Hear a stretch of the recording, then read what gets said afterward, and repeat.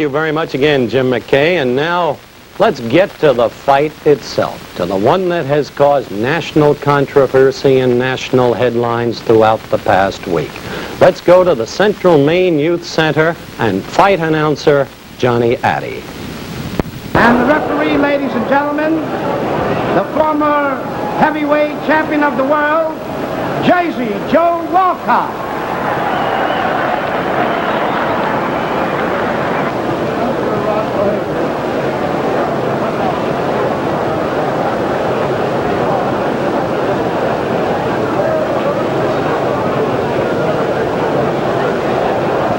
Gentlemen, Intercontinental Promotions Incorporated, Robert A. Nylon President, and Arena AA present the main event, 15 rounds for the heavyweight championship of the world.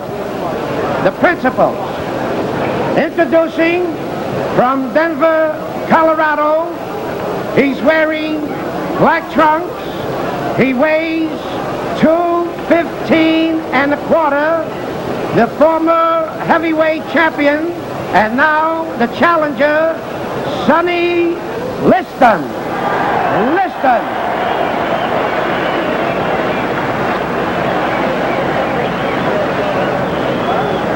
His opponent from Louisville, Kentucky.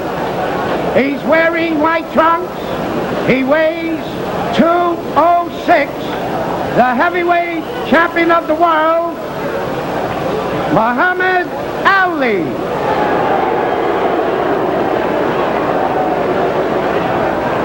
Ladies and gentlemen, Jersey Joe Walcott will now give the instructions. Well, gentlemen, this is a match you both worked very hard for, and I know you're both in good condition. I'm not going to go with a lot of preliminaries. I know you both know the rules of Maine.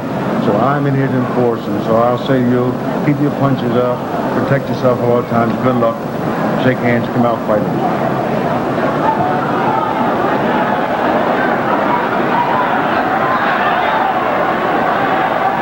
All right, we're just about ready to go. Muhammad Ali sang a prayer in his corner before coming out to meet the challenger. And did you notice the way Liston was sweating under those hot lights?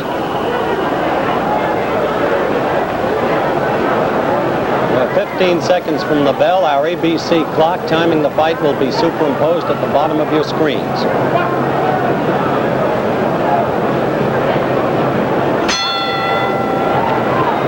Here we go.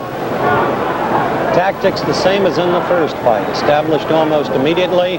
Clay moving consistently to the left, virtually in a circle. Liston relying upon the left jab.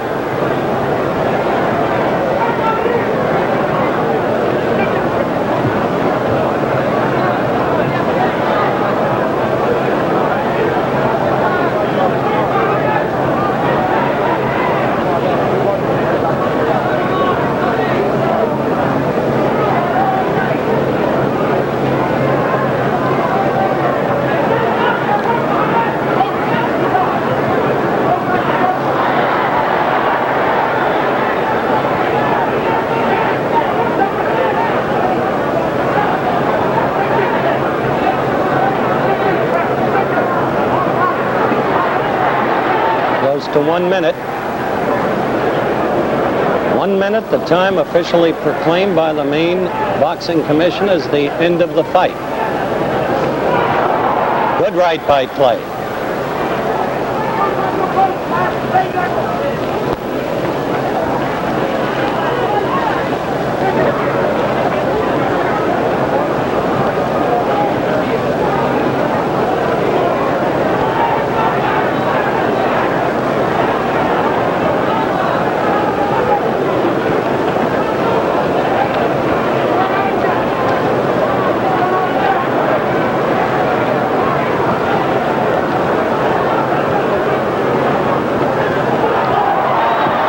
Did you see the punch?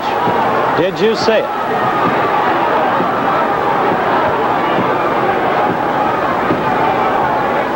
By the ABC clock, 1 minute 53 seconds was 10 seconds after Liston hit the canvas. Walcott never heard the official knockdown timekeeper.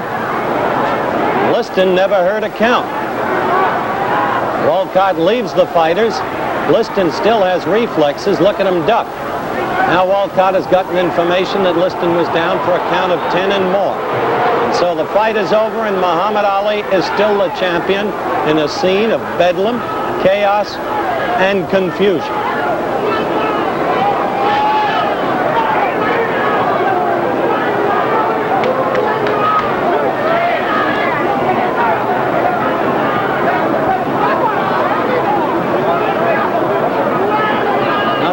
Confused is Jersey Joe Walton.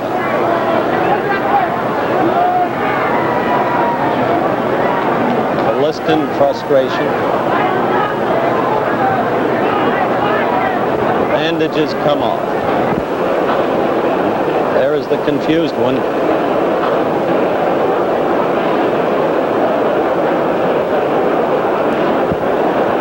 The champion, adulation, interviews.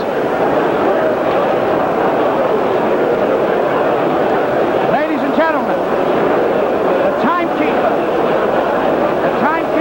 counted out Liston in 1 minute of the first round. 1 minute of the first round, the winner. 1 minute of the first round, the winner by a knockout. And still the heavyweight champion of the world, Muhammad Ali. Isn't that incredible? That they should call it 1 minute. Off come the champion's bandages now.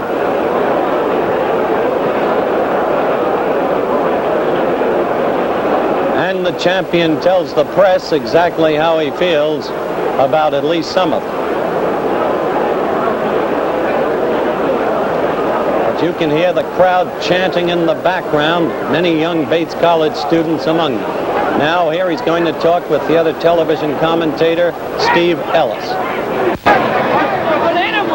Watch the game. All right, Cassius. Wait a minute now. Muhammad Ali, better known as Cassius Clay.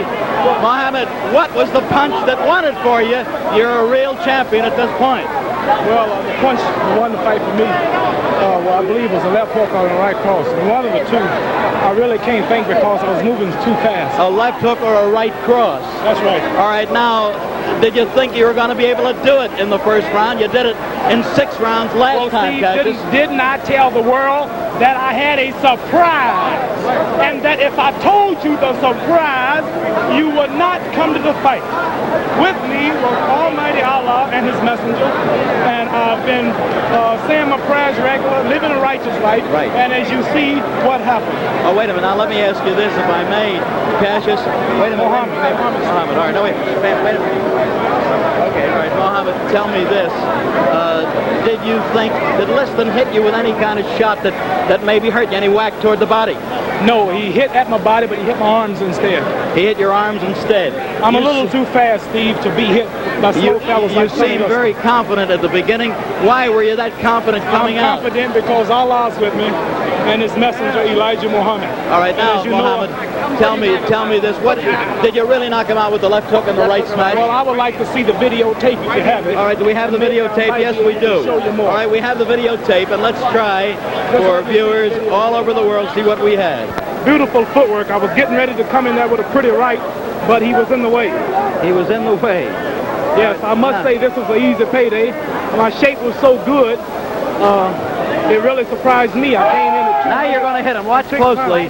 Watch closely. Is it a right-hand counter? You tell us what it is. I think it was a right-hand counter, not the left hook that you talked about a while ago. Well, didn't I tell you that Liston said in my poem, I want the world to know that I apologize. This kid is so fast, he can't be touched, you know. Now watch this. Watch closely. He's still the aggressor, at least moving towards you. This is scientific action, you feel. I'm a creative fighter, just taking my time and watching him knock him out. The man is a little afraid. All of this talk about somebody coming in the arena with bombs and machine guns scared him to death. It didn't scare me, but it scared him. Well, now, Bodini, there it is. That was the right-hand counter. Let's watch it. Let's watch it. Go ahead and give it. A right-hand counter as I saw it. Steve, you have never saw the real Muhammad Ali. I haven't had time to warm up yet. You haven't. I haven't had time to just sit down and Let's look at it again. Now, that right hand was good. He aims toward the belly. He hit you under the heart there. Yeah, I didn't feel it. You didn't? No, let's watch it. I thank Allah for his messenger, Elijah Muhammad, for giving me the confidence to conquer all of this fear All right, they now, tried to put in me here tonight. I don't want to overlook it. Describe this to us. Here he's coming towards you. He's moving in. You counter, I think. I know I just blocked that right hand with my elbow. See, you notice my guard is down. I can't be hit because I have split-second timing with footwork and head work. All right, now watch it. Here it goes, in my opinion, as I look back. Halfway through this first round, or a little better. He's off balance. I'm glad you're showing this in slow motion. I see why now. So fast, I don't guess you can see me in real action, Harley. You're too tough for me. You're too tough for me to see. All right, let's be looking closely. Long time in slow motion for this to happen. No. That's right hand. Right hand. The right hand hurt him. Right hand. Right hand. Watch it. What was it? Watch it. Watch it. Did you think he was getting up? Oh, I knew he would fall early, but I wanted it to be about 3 or 4 minutes later. Why are you standing over him, I was trying to tell the bum to get up and fight. People Why are you doing that? Tell me why. That was ABC's exclusive slow motion videotape coverage of the fight. We'll be back with the knockout in slow motion and again from a different camera angle in just a minute.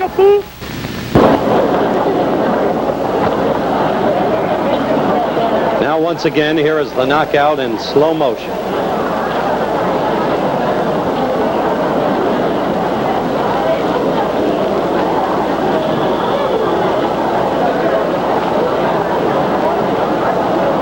Trust that time you saw the blow cleanly.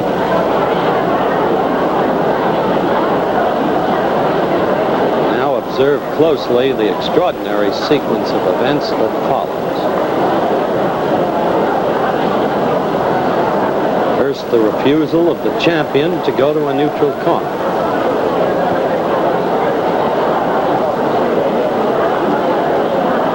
Now he apparently departs. Second, the attempt of Liston to arise. Apparently, he is unable to do so. Third, note the champion prancing about the ring. He has still not gone to a neutral corner.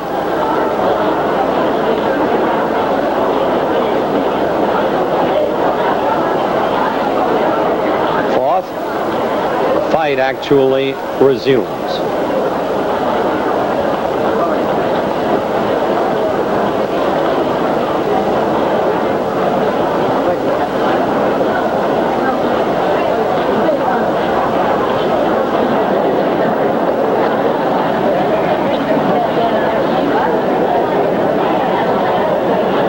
As it does, the referee departs to answer a call from the official knockdown timekeeper's corner. Sixth, Liston still has reflexes. Note the way he ducks the clay barrage. And seventh, Jersey Joe Walcott returns. He has been advised that Liston has been down for 10 seconds and more and declares Muhammad Ali the winner. And now at regular speed, here is the other camera angle we mentioned earlier. Play will be on your left as he renders the knockout blow.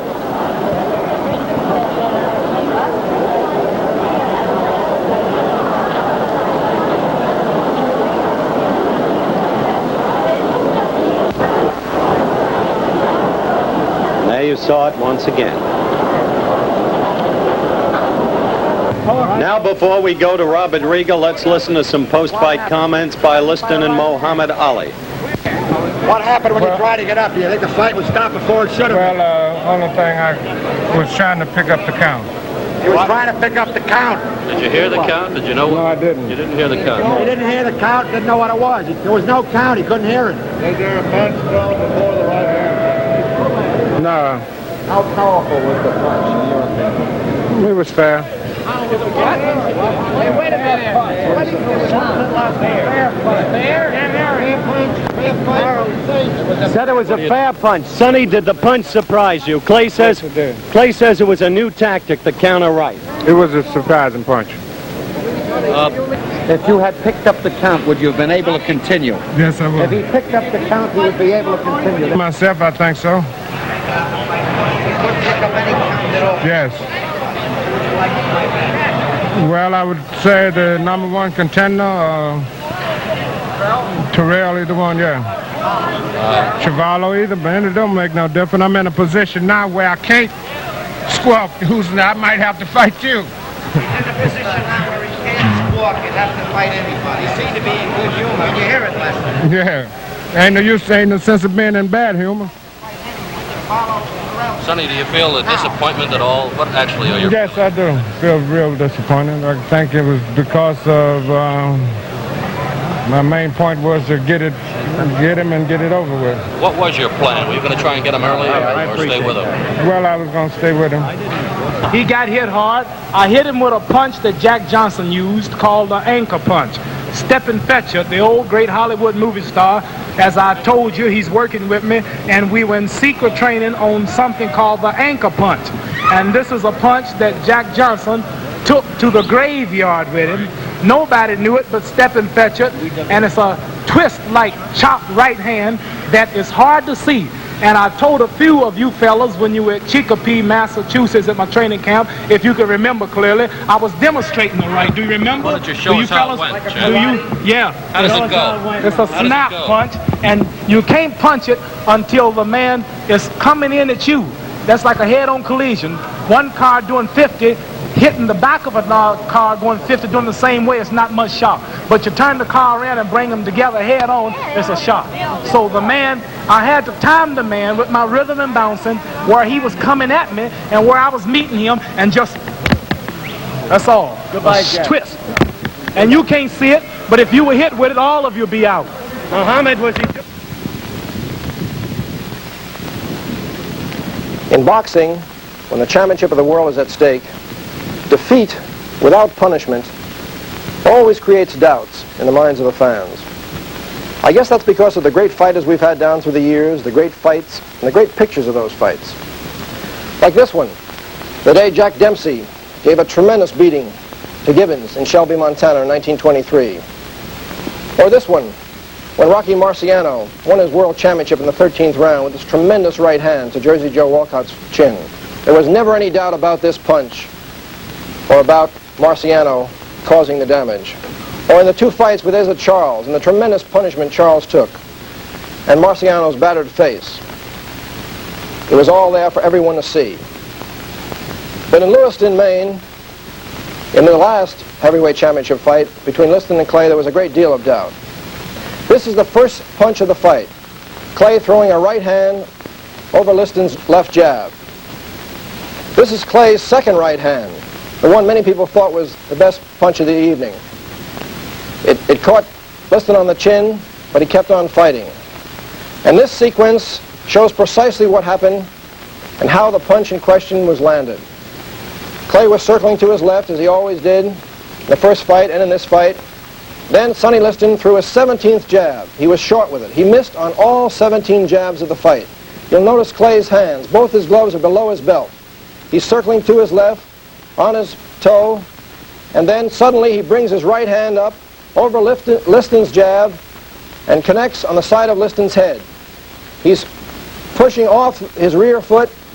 His power is coming all through his body. He has every intention of landing the blow. Liston crumples.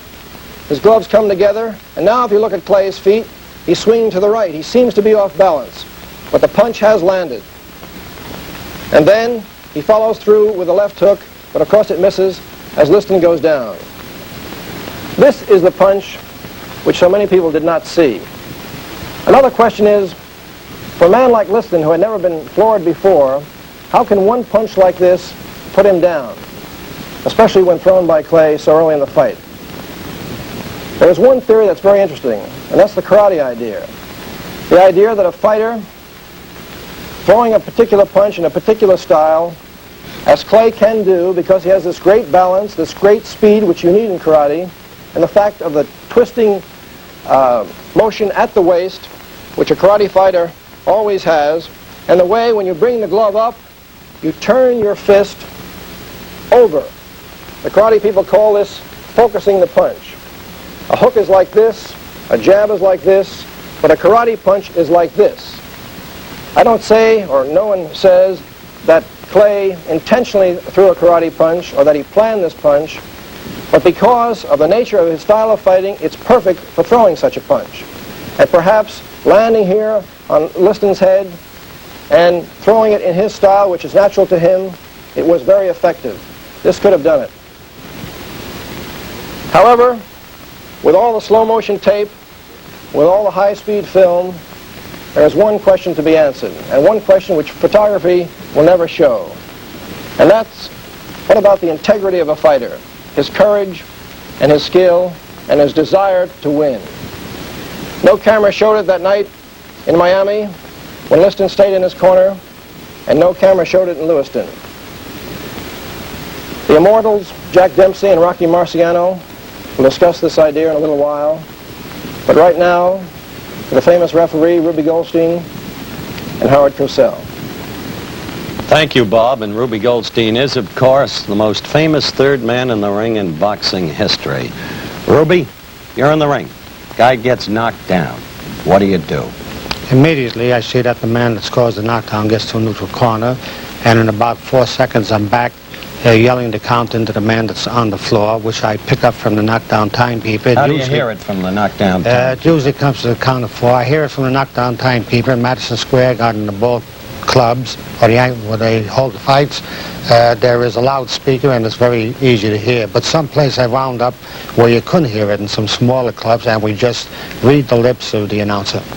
Lip reading. Right. All right. Have you ever in your lifetime left the fighters to themselves, one fighter on the floor? No, you don't leave it, and I feel sorry for Joe Walcott. He's a fine man, very honorable man, interested in a lot of good work, but he had a tough man to handle, a man like Clay who kept roaming around in the vicinity where Liston was, yelling to get up, and it was difficult. At the same time, we've got to be reportorial about this, Ruby. Let's have a look. We had a special camera following Walcott during that period of action there, or chaos, however you want to put it, and I'd like your comments about Jersey Joe as we run the film of the fight and see exactly what he does. Now, there's Liston down. Now we're going to be going to Jersey Joe.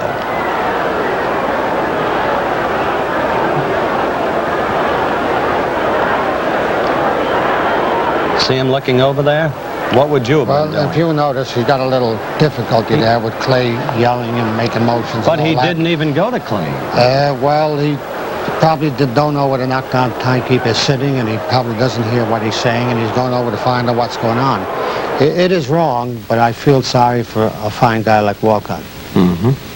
And not having heard the timekeeper, his key error was to run over there and then declare the fight over. Because you can't declare a fight over, can you, Ruby, if the man is never going to a neutral corner who's not the other man? No, you don't have to count. You can tell the timekeeper to hold up the count, and that's why Dempsey had the long count in Chicago with Gene Tunney. Dempsey didn't go to the corner, and the referee didn't start the count until he did. So henceforth, you had about 4 seconds more in the counter. And he could have done this here as well, but maybe it's the fact that just a once-a-year these referee. Fellows don't referee too often. Sometimes once a year, twice a year, then 3 years goes by and they don't referee, and you can forget sometimes. Anybody can make a mistake. I've made them too. Yeah, but so few and far between. Thank you so much, Ruby. Thank you, Howard. Ruby Goldstein, of course, and we'll be back with the man who was involved in the long count, Jack Dempsey, Rocky Marciano, Jimmy Cannon, the great sports writer, Bill Hines, the editor of the Fireside Book of Boxing, in a moment, right after this message. This is Jack Dempsey, a legend in his time. And Bill Hines, boxing expert, editor of the Fireside Book of Boxing, author of the great boxing novel, The Professional. Jimmy Cannon, the distinguished syndicated columnist of the Hearst Press. The hard rock from Brockton, Rocky Marciano, who never tasted defeat. These then are our panelists. They have seen the very films that our viewers have seen, and I'd like to begin with you, Jimmy Cannon, because at the bout, you were directly situated to see Clay throw the punch. Was there a punch? Yes, there was a punch, Howard, but I didn't think it was hard enough to crush a grape. The ring lights were very hot. The only explanation I can give for the way Liston fell was that perhaps he was sunstruck by the lights. It was a hoax in the sense, I don't think it was a fix in the sense that money was passed, but I don't think that Liston tried as hard as he should. He just took a punch and got out of there. That's the way it looked to me. Afterwards, when he got up, he certainly wasn't unconscious. He seemed in possession of his faculties. He ducked, knew enough to duck, about 5 or 6 right and left hands. Now, I'm not jumping on the bandwagon after the fight. Before the fight, I refused to pick a winner because I didn't like the circumstances of it, people connected with it.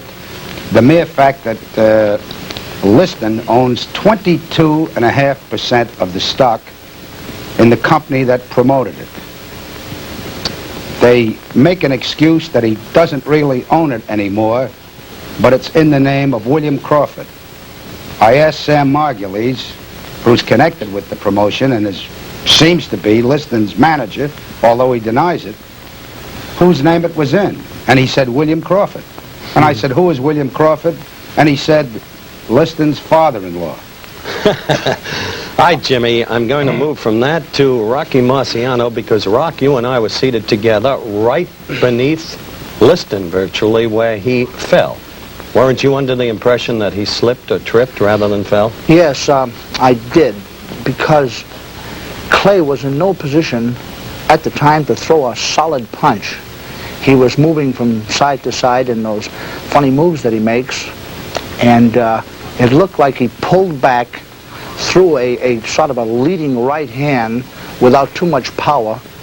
But from the films, evidently after he threw it halfway, he then put some power behind it and did get in about 6 inches of punching power. Didn't you feel that Walcott thought Liston slipped or tripped? Yes, he acted that way because he just didn't start the count at all. Well, here's a good chance, gentlemen, for a break. We'll get to Bill Hines and Jack Dempsey in just a minute, so let's take 60 seconds out for another kind of sport, shall we? All right, let's resume and let's talk to the Manasseh Mauler, Jack Dempsey. Jack, you deliberately did not look at that fight until today when you've seen the films. That's right. What's your view of the films? Well, there's very little to see, except I saw the punch, and the list looked very slow, and there was so much confusion, you can't tell what was going on. You think it was a knockout blow? Well, I don't know how hard he was hit. Not being on the receiving end, you never know just how hard these punches do come over, but I did see the punch go over. Earlier, you were quoted as saying that you didn't want to see the fight or even hear it because you expected that this kind of thing was going to happen. Well, I felt that something could happen, and I didn't want to, if you can't say something good, why say anything at all? I didn't want to say nothing. All right, Bill Hines, you edited the very film that the viewers have seen today. You satisfied that there was a sufficiency of force in that punch to knock out Liston? I think the answer, Howard, rests with Mr. Liston. If he couldn't get up, I think he belongs in Rochester, Minnesota, where the Mayo Clinic is. And if he wouldn't get up, I think he belongs in absentia. Which is where he'll likely be from here on in. I think so. Billy, the thing that puzzles me is the documented record shows that Liston had never before been felled, and Clay had never before been a one-punch knocker-outer. Now, in the wake of those facts, how could this have truly been a knockout punch? Well, I think you'd have to understand Liston's entire physical condition, and we're not sure of that. We're really not even sure how old he is. He says he's 31, and we say he's 31 plus. Certainly he looked like an old man, and as the two pros here can tell you, when you get to a certain age, you just don't live under a punch the way you did when you were young. So I think that's a factor too, Howard. Well, Rocky, when you were not so young really in your career, Archie Moore decked you with a short right that only traveled about 6 inches, didn't it? Yes, that was when I missed him with my own right hand and had the full force going. And Archie, the clever man, just stepped back just about 3 inches and hit me with the best counter punch you ever saw. And coming in and he coming in, I just went straight forward. What do you think about when you go down? Well, you realize that you can be put down, and it's a frightening thing to know that you can be put down. The punch traveled just a short distance, and you say to yourself, he can do it again, I better be a lot more careful, or a lot more aggressive, either one. Was Clay's punch at all like Moore's? No, not really. I thought he just started it more or less to parry, and all of a sudden he saw the opening and he threw some power at the last moment. I've noticed that on the film here. He didn't have his body behind it or any real follow through. It was just a over the right arm and right on the chin. It could have hit him in a good spot and just confused him very much.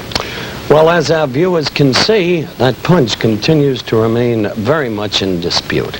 Our guests have been Jimmy Cannon, Jack Dempsey, Rocky Marciano, and Bill Hines. Thank you, gentlemen. The mystery of the punch unanswered. That's the way it was that May 25th, 1965 in Lewiston, Maine, in a high school hockey rink where they had a heavyweight championship fight. The big questions remain unanswered. Yes, there was a punch, but was it of sufficient force to knock out a man who had never been floored before? What about the referee, Jersey Joe Walcott, and his total confusion? Incidentally, Jersey Joe was invited to appear on this show, but was unavailable. Had he counted, could Liston have been up in time? Did Liston really, for that matter, get a fair shake? And what about all of the other bizarre circumstances attendant upon the fight? The way it got, for instance, to Liston. Well, some say this was the end of boxing. Congress may bring in a federal boxing commission. Some states want to wipe out boxing. But this may, in fact, have been a new beginning, because Floyd Patterson now in Sweden says he's been promised a fight in the fall. And right now, there's a man in the ring, George Chavallo, and there he is, who wants to fight the heavyweight champion. He's ready at that moment. He may get the next shot. Indeed, this may be a new beginning. That's the story of the big fight, Muhammad Ali against Sonny Liston. What about next week on Wide World of Sports? Well, next week, ABC's Wide World of Sports will be at the Commodore Hotel in New York City for the World Pocket Billiards Championship.